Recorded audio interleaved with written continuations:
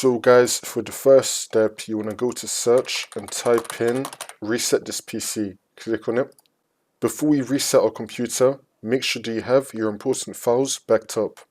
Now you want to select reset PC. We've got two options, keep my files or remove everything. If you don't have your important files backed up, select keep my files. If you do have your files backed up, select remove everything. I'm going to go with remove everything. You can choose either cloud download or local reinstall. A local reinstall is faster, so I'm going to go with this option, a local reinstall. You can select change settings. There are more settings you can go through.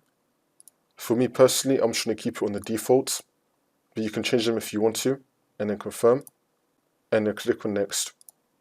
It's going to tell you what's going to happen. Resetting will do all of this, and it might leave some notes right here. If you're happy to proceed, click on reset. It's then going to start preparing to reset your computer. Once it gets to 100%, it will then reset your laptop or your computer, and it will be like new again.